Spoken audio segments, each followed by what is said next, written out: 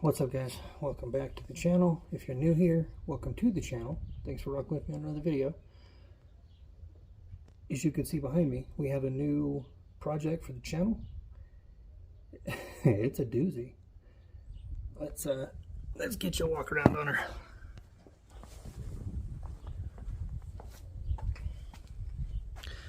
So this here is an 85 Caprice Classic Wagon. That's I guess it's entirely filthy, and I'm not sure if that's 120 or 220, but either way, I don't care. Interior is actually pretty clean, or in pretty good shape, except for that, but that's gonna come out anyway. It runs and drives and stops and shifts and does everything it's supposed to do. Oh, with this anemic, tired, worn out 305, and this thing kind of looks like Uncle Buck owned it, because it smokes like you wouldn't believe. But that's okay, we got a solution for that. But overall, like body wise, man, this thing is in crazy good shape. I mean, all the glass is there. Most of the trim is here. I don't have these strips here, but I don't care. I was going to take those off anyway. They just put a windshield in it a few years back, and then it got parked. They just put tires on it.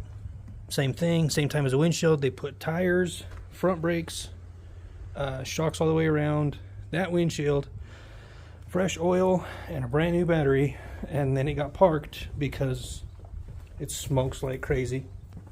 I mean, it's got, I'm not sure if that's like a limited thing or if it just came on all wagons, but that roof rack is super cool.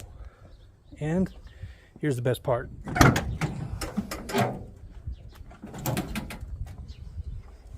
It has the rumble seat. I need to figure out why it's doing this, because it doesn't lay all the way down flat. I'm gonna have to probably disassemble this whole thing and figure out what's going on with the hinges. But there's the rumble seat. Now I get to spend, you know, like a full day vacuuming the inside of this thing, because it's disgusting. It's so full of mouse shit and dirt and leaves and weeds, and you know, because windows were down about that far for the last like decade. It's dirty in here, so that's what I'm gonna do. And then once I get it vacuumed out and all the interior panels cleaned out and all that good stuff, we'll get a better look. So the overall plan for this thing, I'm not going to go crazy. I'm not going to do a bunch of shit to it. I'm not going to bag it or none of that stuff yet. I might later on, but for now, the only plan I have is to get this worn out, raggedy 305 out of here, because, man, this 305 don't come alive. And I'll LS swap it. I hope to LS swap it and lower it a few inches and just make a cruiser. Put AC in it, tint the windows. I'm not going to paint it. I'll probably paint the roof and the top of the hood, because the rust that they have that's starting. Other than that, I don't think I'll do anything with the body. I'll probably, I don't know, try to buff the paint or some shit, but I'm not going to go crazy with paint. Or I will obviously do a lot of pinstriping on this thing, because that's kind of my thing. But other than that, you know, it's not going to get too much money thrown into it or too much time. I mean, it's going to take a lot of time to get this cleaned up and get the motor out and all that stuff. But I mean, I'm not going to put like hundreds of hours of shit into this thing for paint and body or making it, you know, a show car. It's not going to be a show car. It's just going to be something fun to cruise around in, and you know, we'll see. Here's a full tour on the interior. Obviously it's disgusting, but it's got manual windows, manual mirrors, power locks. Weird, but okay. My favorite part, it has the ball chiller vent. Let's see, there is my rear window switch, because the rear window is powered. Nothing, nothing real fancy or crazy in here. It's a classic. Passenger gets a ball chiller too. Again, manual windows. I was hoping for cloth interior, but the vinyl's going to have to do. As far as the passenger compartment is concerned, ashtray in every door, because, it's the 80s. The big storage compartments on both sides. Well, right there on both sides. Plus, I don't know if you guys can see that key switch right there is another storage compartment. There's an ashtray for the rumble seat. Man, the 80s were awesome. You know what? I'll actually get you a little clip of this thing running, because this motor sounds so good.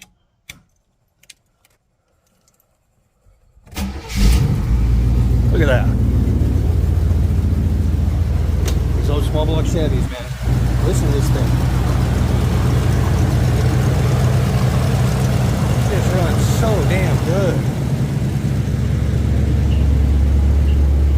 But it just smokes.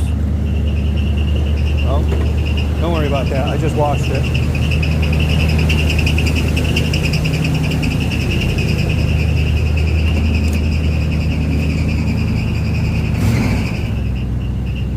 There we go. I mean, this thing just runs so good. What? Watch in the mirror. See? Can't have that. It's burning oil badly. So the motor's got to come out. So the big main reason I bought this car, I learned how to drive in a station wagon. And I've wanted one ever since. The one I learned how to drive in has been sold off, and ironically now my coworker ended up with it, and it's his boy's car. He inherited it from his grandpa, which is awesome. And I've like I said, I've wanted a wagon ever since I learned how to drive in one. And this one became available because wagons are way harder to find than I anticipated. So I found out that this one was available. I knew it had problems because it's been in the same town I live in for my whole life. It's never lived anywhere outside of this town that I know of.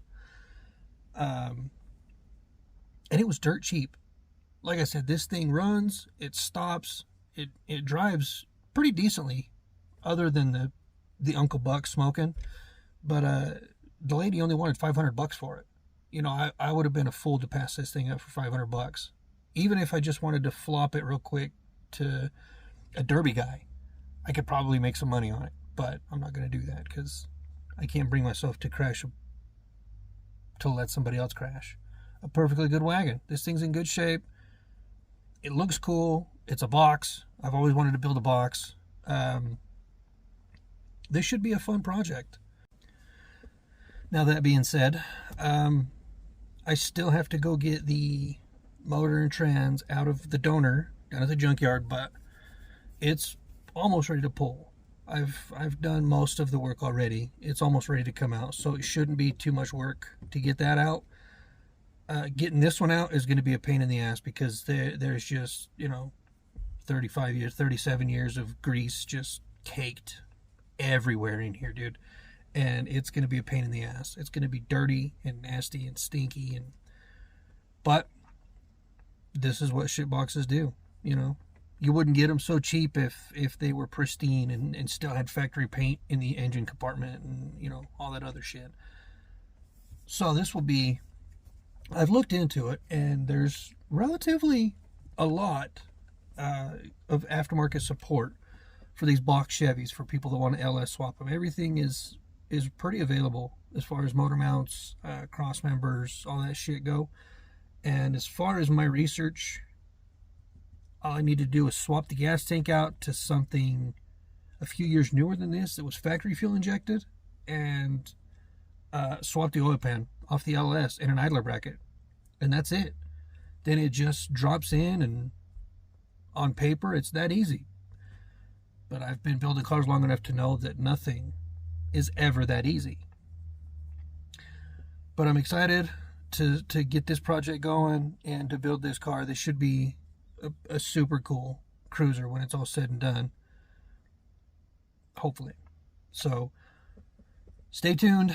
This one's going to be interesting. Like I said, I'm going to spend probably after work tomorrow vacuuming all this shit out. I might not even get it all done tomorrow. It's probably going to be a 2-day thing. But once I get it all vacuumed up, it's going to get started. Like, I got to jack it up and put it on stands and then start disassembling the engine compartment and all that good shit. But I'm definitely going to take you guys along for the ride. This one's going to be fun. I'm excited about this. I hope you guys are excited to see it. Thanks for watching. We'll catch you on the next one. And remember, guys, your dreams don't work unless you do.